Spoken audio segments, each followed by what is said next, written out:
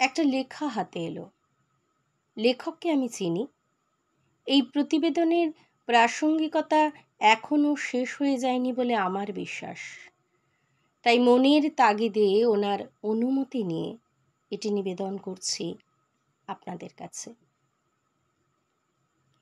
তিলোত্তমার মহালয়া। কলমে অমিত চক্রবর্তী, কণ্ঠে স্বাগতা। প্রথমে নিজের ঠিকানাটা জানিয়ে দেওয়া ভালো। আমি অবসরপ্রাপ্ত এক বৃদ্ধ মানুষ, প্রযত্নে বাঙালি জাতি, নিবাস মূর্খের স্বর্গ।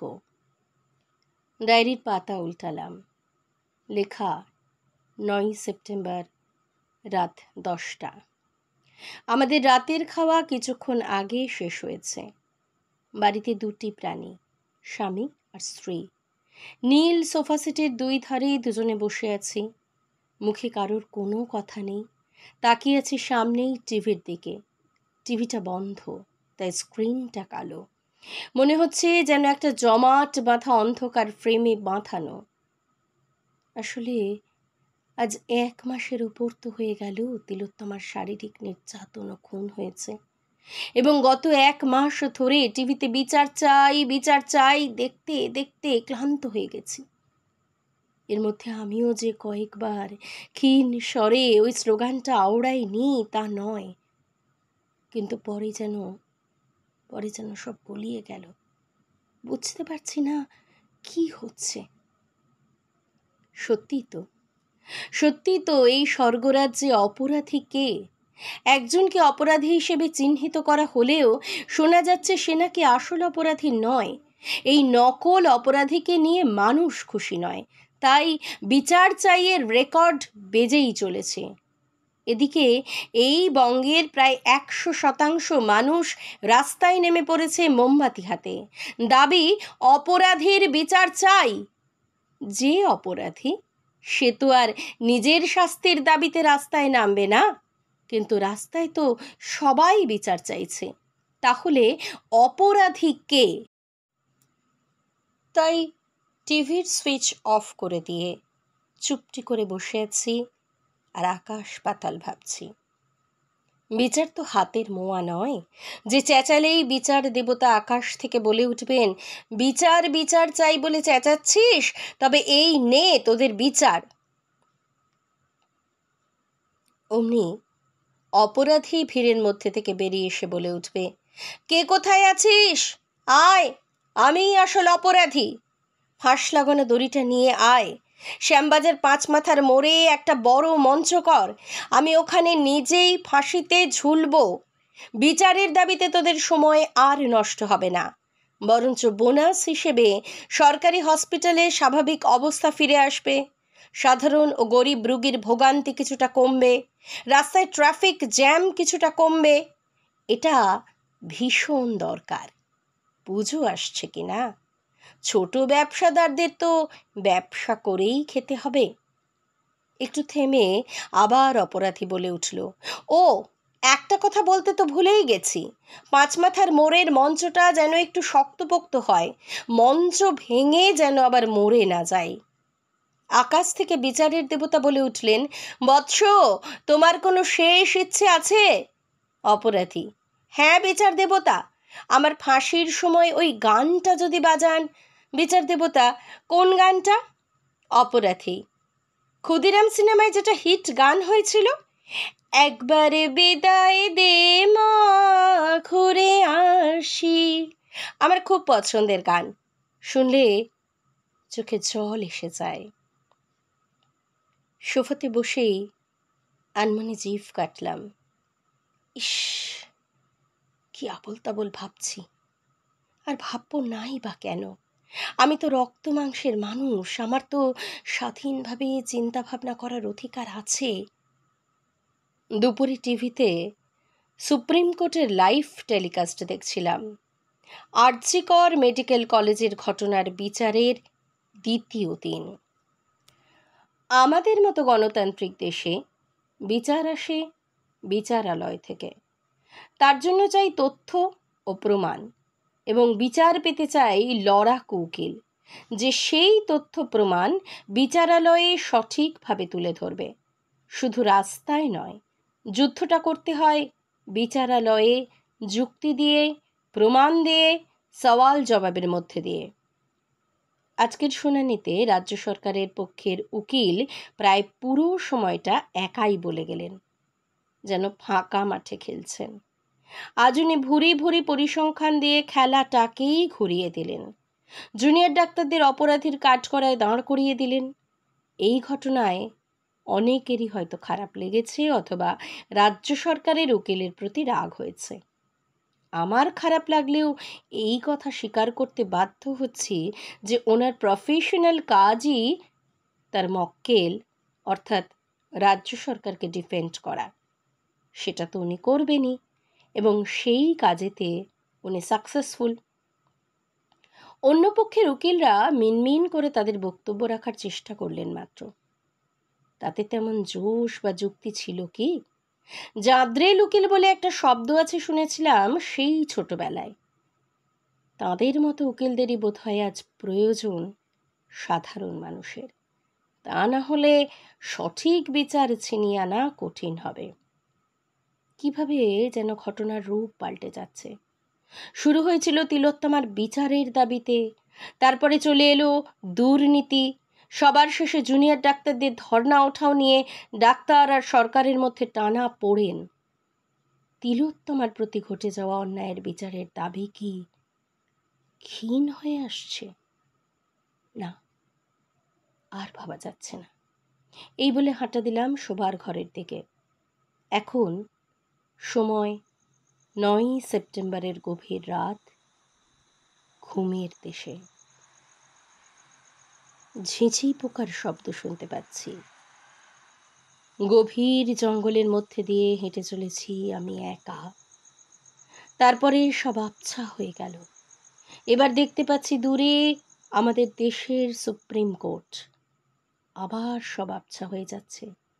শুনতে পাচ্ছি সম্মিলিত মৃদু সব কথার গুঞ্জন।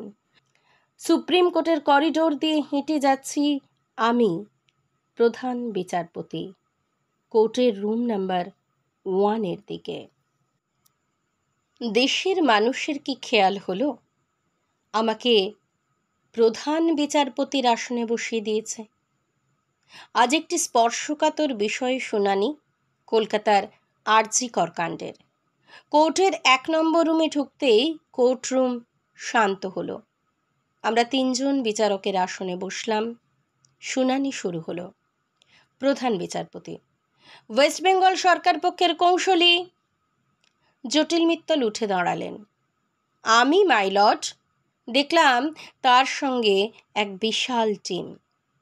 সিবিআই পক্ষের কৌঁসুলি সুশীল রাহানি। সব পক্ষের উকিল নিয়ে এই কোর্টরুমে প্রায় 200 জনের ওপর আইনজীবী। কালো কোর্টে কোর্টরুম ঠিক ঠিক করছে।